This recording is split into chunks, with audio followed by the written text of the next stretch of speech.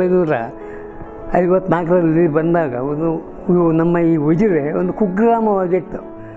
ಎತ್ತಿನ ಗಾಡಿಗಳೇ ಹೋಗ್ತಿದ್ದವು, ಡಾಮರ್ ಹಾಕಿದ ಮಾರ್ಗವೂ ಇರ್ತಿದ್ದಿಲ್ಲ.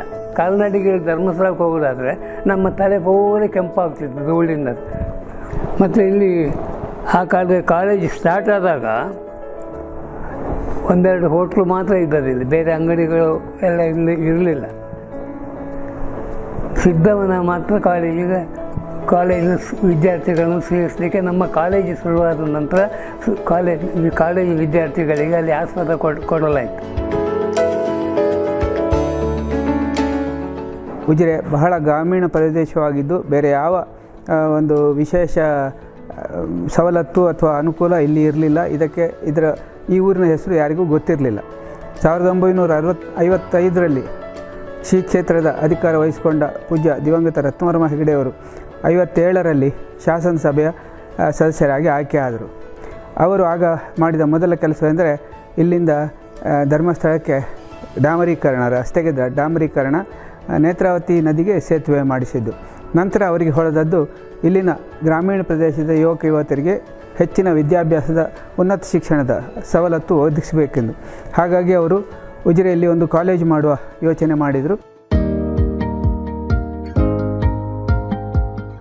ಸಾಧಿಸುವ ಛಲವಿದ್ದರೆ ಯಾವುದು ಅಸಾಧ್ಯವಲ್ಲ ಅನ್ನುವುದಕ್ಕೆ ಉಜಿರೆಯಲ್ಲಿ ಶ್ರೀ ಧರ್ಮಸ್ಥಳ ಮಂಜುನಾಥೇಶ್ವರ ಕಾಲೇಜು ತಲೆ ಎತ್ತಿ ನಿಂತದ್ದೇ ಸಾಕ್ಷಿ. ಇದರ ಹಿಂದೆ ಒಂದು ರೋಚಕ ಪ್ರಯತ್ನದ ಹಿನ್ನೆಲೆ ಇದೆ.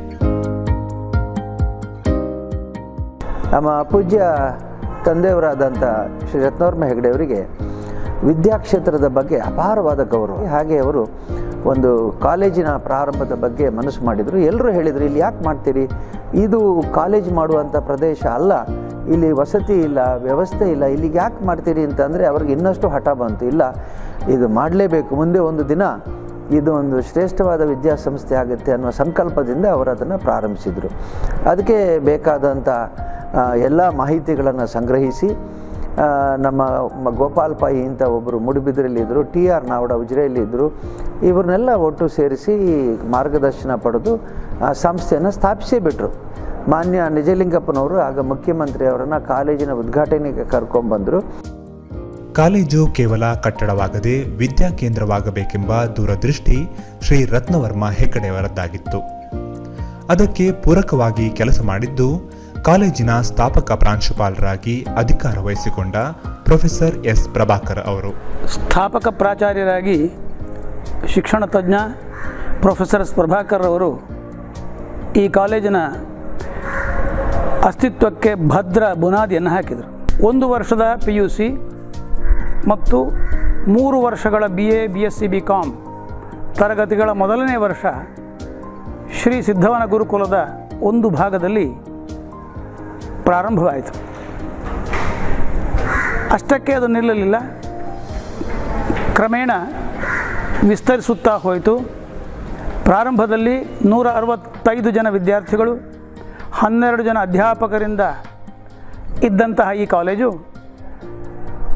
ವಿದ್ಯಾರ್ಥಿಗಳ ಹಿಗ್ಗುವಿಕೆಯಿಂದಾಗಿ ದೊಡ್ಡ ಮಟ್ಟದಲ್ಲಿ ಬೆಳೆಯುತ್ತಾ ಬಂದು ಹೊಸದಾದ ಬೃಹತ್ ಕಟ್ಟಡಕ್ಕೆ ಸ್ಥಳಾಂತರಗೊಳ್ಳುವಂತೆ ಆಯಿತು. ಅಷ್ಟು ಹೊತ್ತಿಗಾಗಲೇ ಶೈಕ್ಷಣಿಕ ಕ್ಷೇತ್ರದಲ್ಲಿ ತನ್ನ ಛಾಪು ಮೂಡಿಸಿದ್ದ ಶ್ರೀ ಧರ್ಮಸ್ಥಳ ಮಂಜುನಾಥೇಶ್ವರ ಕಾಲೇಜಿಗೆ ಈಗಿನ ರೂಪ ನೀಡಿದವರು ಧರ್ಮಸ್ಥಳದ ಇಂದಿನ ಧರ್ಮಾಧಿಕಾರಿಗಳಾಗಿರುವ ಪದ್ಮಭೂಷಣ ಡಾಕ್ಟರ್ D. ವೀರೇಂದ್ರ ಹೆಗಡೆಯವರು. ಕಾಲೇಜಿನ ನೂತನ ಕಟ್ಟಡದ ಕೆಲಸದ ಉಸ್ತುವಾರಿಯನ್ನು ಸ್ವತಃ ವಹಿಸಿಕೊಂಡ ಡಾಕ್ಟರ್ ಹೆಗಡೆಯವರು ದಾಖಲೆಯ ಅವಧಿಯಲ್ಲಿ ಕಟ್ಟಡ ನಿರ್ಮಾಣ ಪೂರ್ಣಗೊಳಿಸಲು ಪ್ರೇರಕ ಶಕ್ತಿಯಾದರು.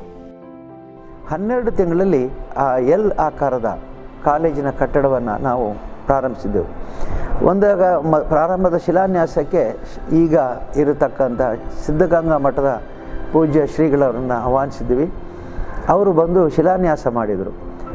12 ತಿಂಗಳಲ್ಲಿ ಕೆಲಸ ಆದಾಗ ನಮಗೆ ಸಂತೋಷ ತಡಿಲಿಕ್ಕಾಗಲಿಲ್ಲ. ನಾವು ಹೇಳಿದೆ, ಸ್ವಾಮಿ ಮತ್ತೆ ಸಿದ್ಧಗಂಗಾ ಮಠಕ್ಕೆ ಹೋಗಿ ಪೂಜ್ಯರಿಗೆ ಹೇಳಿದೆ, ಸ್ವಾಮೀಜಿ ತಮ್ಮ ಹಸ್ತಗುಣ ಎಷ್ಟು ಚೆನ್ನಾಗಿದೆ ಅಂತಂದರೆ 12 ತಿಂಗಳಲ್ಲಿ ನಾವು ಕೆಲಸ ಮುಗಿಸಿದ್ವಿ, ತಾವೇ ಬಂದು ಉದ್ಘಾಟನೆ ಮಾಡಬೇಕು ಅಂತ. ಅವರು ಬಂದರು. ಹಾಗೆ ನೀವು ಕಾಲೇಜಿನ ಪ್ರವೇಶದಲ್ಲಿ ನೋಡಿದರೆ ಶಿಲಾನ್ಯಾಸ ಮತ್ತು ಉದ್ಘಾಟನೆ ಎರಡೂ ಕೂಡ ಪೂಜ್ಯ ಸಿದ್ಧಗಂಗಾ ಮಠದ ಶ್ರೀಗಳವರು ಮಾಡಿದ್ದು.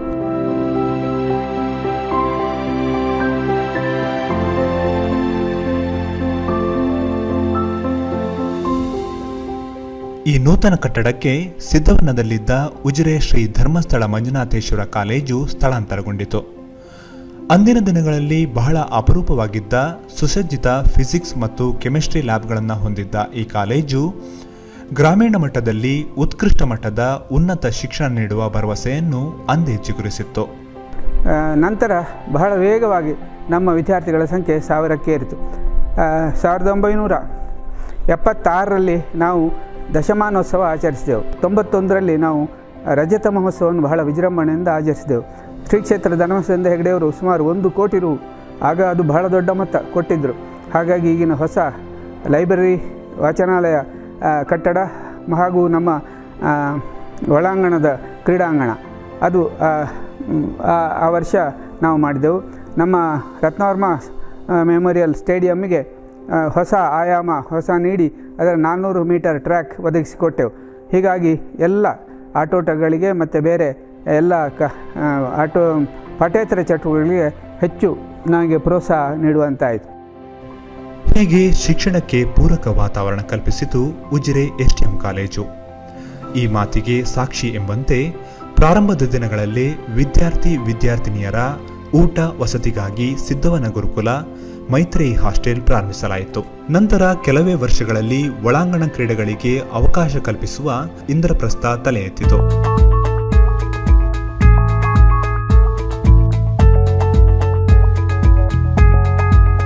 1977ರಿಂದಲೇ ನಮ್ಮ ಕ್ರೀಡಾ ವಿಭಾಗ ನಮ್ಮ ಮ್ಯಾನೇಜ್ಮೆಂಟಿನ ಕೊಡುಗೆಯಿಂದ ಭಾಳಷ್ಟು ಬೆಳೀತಾ ಬಂತು.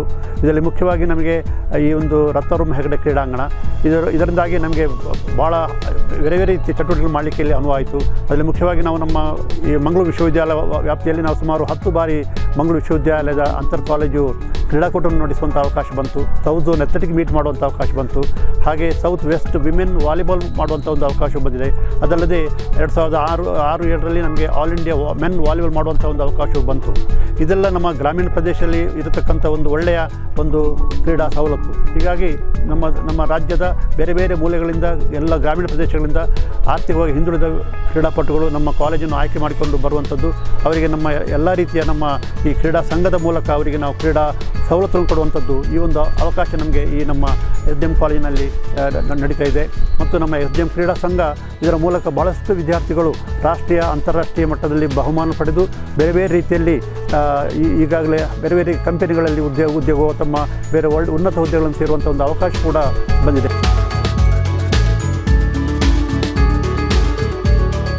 ಜೊತೆಗೆ ಕ್ಯಾಂಟೀನ್, ಜಿಮ್, ಅಂಚೆ ಕಚೇರಿ, ಬ್ಯಾಂಕ್, ಸಹಕಾರಿ ಸಂಘ ಹೀಗೆ ಅನೇಕ ವ್ಯವಸ್ಥೆಗಳು ಸೇರಿಕೊಂಡವು.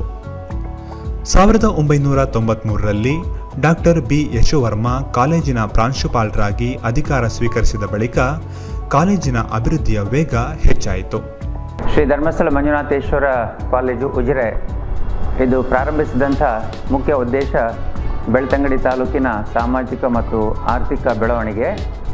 ಈ ಕಾಲೇಜನ್ನು ಪ್ರಾರಂಭಿಸುವಂಥ ಸಂದರ್ಭದಲ್ಲಿ ಇದು ಕೇವಲ ಪದವೀಧರರನ್ನು ತಯಾರು ಮಾಡುವಂಥ ಒಂದು ಕಾಲೇಜ್ ಆಗಿರಬಾರ್ದು, ಬದಲಾಗಿ ಒಬ್ಬ ವ್ಯಕ್ತಿಯ ಪರಿಪೂರ್ಣ ವ್ಯಕ್ತಿತ್ವ ನಿರ್ಮಾಣ ಆಗುವಂಥ ಮತ್ತು ಸಂಶೋಧನೆಗೆ ಒತ್ತು ಕೊಡುವಂಥ ಶಿಕ್ಷಣ ಸಂಸ್ಥೆಯಾಗಿ ಬೆಳೆಯಬೇಕು ಅನ್ನುವಂಥದ್ದು ಅಪೇಕ್ಷೆ ಆಗಿತ್ತು. ಈ ಕಾಲೇಜ್ ಅದೇ ದಾರಿಯಲ್ಲಿ ಮುಂದುವರಿತಿರುವಂಥದ್ದು ಬಹಳ ಸಂತೋಷ. ವಿದ್ಯಾರ್ಥಿಗಳ ಸಂಖ್ಯೆ ಹೆಚ್ಚಾದಂತೆ STM ಪದವಿ ಪೂರ್ವ ಕಾಲೇಜು ಆರಂಭಿಸಲಾಯಿತು. ವಿದ್ಯಾರ್ಥಿಗಳ ಅಭಿವ್ಯಕ್ತಿಗೆ ಪೂರಕವಾಗಿ ಭಿತ್ತಿಪತ್ರಿಕೆ, ಚರ್ಚೆ, ಕಮ್ಮಟ, ಆಟೋಟ, ಸಾಂಸ್ಕೃತಿಕ ಕ್ಷೇತ್ರಗಳಲ್ಲಿ ವಿದ್ಯಾರ್ಥಿಗಳು ತೊಡಗಿಸಿಕೊಳ್ಳುವ ಅವಕಾಶ STMನಲ್ಲಿತ್ತು. ಕೇವಲ ರ್ಯಾಂಕ್ ಗಳಿಸುವುದಷ್ಟೇ ಅಲ್ಲದೆ ಜೀವನ ಶಿಕ್ಷಣ, ಉದ್ಯೋಗಕ್ಕೆ ಪೂರಕ ಕೌಶಲಗಳ ಕಲಿಕೆಗೂ ಆದ್ಯತೆ ನೀಡಿತು. ಹೀಗಾಗಿಯೇ 2003-4ರ ಶೈಕ್ಷಣಿಕ ವರ್ಷದಲ್ಲಿ NAC ಸಂಸ್ಥೆ ಕಾಲೇಜಿನ ಚಟುವಟಿಕೆಗಳನ್ನು ಪರಿಶೀಲಿಸಿ A ಗ್ರೇಡ್ ನೀಡಿತು. ಶ್ರೀ ಧರ್ಮಸ್ಥಳ ಮಂಜುನಾಥೇಶ್ವರ ಕಾಲೇಜು ಉಜಿರೆ ಇದು ಪ್ರಾರಂಭವಾದಾಗಿನಿಂದ ಗುಣಮಟ್ಟದ ಶಿಕ್ಷಣಕ್ಕೆ ಬಹಳಷ್ಟು ಪ್ರಾಶಸ್ತ್ಯವನ್ನು ಕೊಡ್ತಾ ಬಂದಿದೆ. ಅದರ ಫಲಶ್ರುತಿಯಾಗಿ ಹಲವಾರು ಪ್ರಶಸ್ತಿಗಳು ಈ ಕಾಲೇಜಿಗೆ ಬಂದಿವೆ. ವಿಶ್ವವಿದ್ಯಾನಿಲಯ ಮಟ್ಟದಲ್ಲಿ ಹಲವಾರು ರ್ಯಾಂಕ್ಗಳನ್ನು ಪಡೆದಂಥ ಈ ಕಾಲೇಜು ಸ್ವಾಯತ್ತ ಸಂಸ್ಥೆಯಾಗಿ ಮೂಡಿಬಂದಿದೆ. ವಿಶ್ವವಿದ್ಯಾಲಯ ಅನುದಾನ ನಿಯೋಗದವರು ಈ ಕಾಲೇಜನ್ನು college with potential for excellence ಎಂಬುದಾಗಿ ಗುರುತಿಸಿದ್ದಾರೆ. 3 ಬಾರಿ NAC ಸಂಸ್ಥೆಯಿಂದ ಗುಣಮಟ್ಟದ ಒಂದು ಪರೀಕ್ಷೆಗೆ ಒಳಪಟ್ಟಿರುವಂಥ ಈ ಸಂಸ್ಥೆ 3 ಬಾರಿ ಎ ಗ್ರೇಡನ್ನು ಪಡೆದಿರುವಂಥದ್ದು ಭಾಳಷ್ಟು ಅಭಿಮಾನದ ಸಂಗತಿ. FJEI ಅನ್ನುವಂಥ ಸಂಸ್ಥೆ ಈ ಕಾಲೇಜಿಗೆ ಅತ್ಯುತ್ತಮ ಕಾಲೇಜ್ ಎಂಬಂಥ ಪ್ರಶಸ್ತಿಯನ್ನು ನೀಡಿದೆ.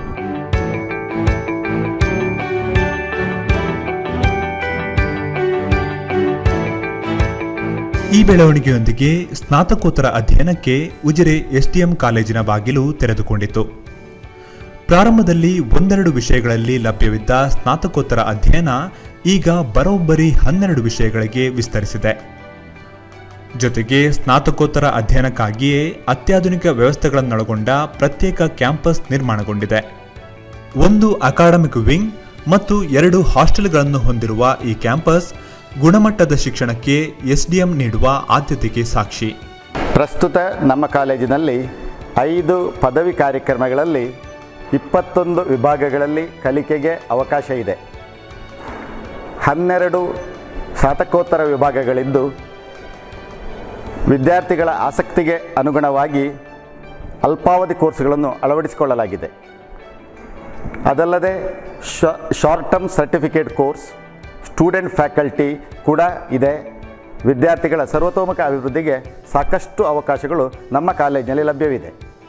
ಪ್ರಾಯೋಗಿಕ ಕಲಿಕೆಗೆ ಹೆಚ್ಚಿನ ಆದ್ಯತೆ ನೀಡಿರುವ SDM ಸಸ್ಯಶಾಸ್ತ್ರ ವಿದ್ಯಾರ್ಥಿಗಳಿಗಾಗಿ 1 ಎಕರೆ ವಿಸ್ತೀರ್ಣದ ಬೊಟಾನಿಕಲ್ ಗಾರ್ಡನ್ ಮತ್ತು 8 ಎಕರೆ ವಿಸ್ತೀರ್ಣ ಹೊಂದಿರುವ ಆರ್ಬೋರೇಟಮ್ ನಿರ್ಮಿಸಿದೆ. ಈ ಆರ್ಬೋರೇಟಮ್ನಲ್ಲಿ ಪಶ್ಚಿಮ ಘಟ್ಟದಲ್ಲಿ ಕಂಡುಬರುವ ಅಳಿವಿನಂಚಿನಲ್ಲಿರುವ 480 ಸಸ್ಯ ಪ್ರಭೇದಗಳಿವೆ. ಪತ್ರಿಕೋದ್ಯಮ ವಿದ್ಯಾರ್ಥಿಗಳ ಪ್ರಾಯೋಗಿಕ ಶಿಕ್ಷಣಕ್ಕಾಗಿ ಸುಸಜ್ಜಿತ STM ಮಲ್ಟಿಮೀಡಿಯಾ ಸ್ಟುಡಿಯೋ ಹಾಗೂ ಕಮ್ಯುನಿಟಿ ರೇಡಿಯೋ ಕೂಡ ಸ್ಥಾಪಿಸಲಾಗಿದೆ.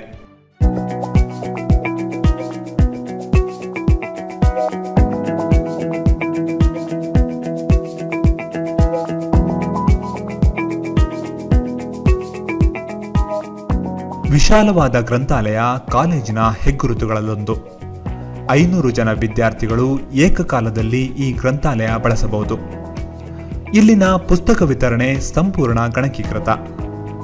ಗ್ರಂಥಾಲಯದಲ್ಲಿ ಇ-ಬುಕ್ ಓದುಗರಿಗಾಗಿ ಕಿಂಡಲ್ ರೀಡರ್ ಸೌಲಭ್ಯವಿದೆ. 1 ಲಕ್ಷಕ್ಕೂ ಅಧಿಕ ಪುಸ್ತಕಗಳನ್ನು ಹೊಂದಿರುವ ಈ ಗ್ರಂಥಾಲಯ ವಿದ್ಯಾರ್ಥಿಗಳ ದಾಹ ತಣಿಸುವ ಜ್ಞಾನ ಸರೋವರ.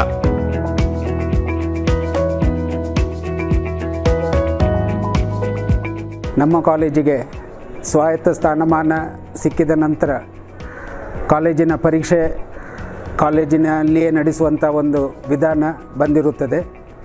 ಇದನ್ನು ನಾವು 2007ರಿಂದಲೇ ಪ್ರಾರಂಭಿಸಿ ಇವತ್ತಿನವರೆಗೂ ಹೊಸ ಆವಿಷ್ಕಾರಗಳೊಂದಿಗೆ ಮಾಡಿಕೊಂಡು ಬರುವಂಥ ಒಂದು ಪ್ರಯತ್ನ ಮಾಡ್ತಾ ಇದ್ದೇವೆ. ಇದರಲ್ಲಿ ಕೆಲವು ಪ್ರಯತ್ನಗಳಲ್ಲಿ ಒಂದನೇದಾಗಿ ರಾಜ್ಯದಲ್ಲೇ ಮೊದಲ ಬಾರಿಗೆ ಆನ್ಲೈನ್ ಎಕ್ಸಾಮ್ ನಡೆಸುವಂಥ ಒಂದು ಪ್ರಯತ್ನ ಮಾಡಿದ್ದೇವೆ. ಡಿಜಿಟಲ್ ಇಂಡಿಯಾ, ಡಿಜಿಟಲ್ ಯುಗಕ್ಕೆ ತಕ್ಕ ರೀತಿಯಲ್ಲಿ ನಮ್ಮ ವಿದ್ಯಾರ್ಥಿ ಸಮುದಾಯವನ್ನು ಪ್ರೇರೇಪಿಸುವಂಥ ದೃಷ್ಟಿಯಿಂದ ಈ ಪ್ರಯತ್ನ ಮಾಡ್ತಾ ಇದ್ದೇವೆ. ಅದೇ ರೀತಿಯಲ್ಲಿ ಲೆಕ್ಚರ್, ಕಂಟೆಂಟ್ ಡೆವಲಪ್ಮೆಂಟ್ ಇತ್ಯಾದಿ ವಿಧಾನಗಳ ಮುಖಾಂತರ ವಿದ್ಯಾರ್ಥಿಗಳನ್ನು ಈಗಿನ ದಿನಮಾನಕ್ಕೆ ಸರಿಯಾಗಿ ರೂಪಿಸುವಂಥ ಒಂದು ಪ್ರಯತ್ನವನ್ನು ನಾವು ಮಾಡ್ತಾ ಇದ್ದೇವೆ.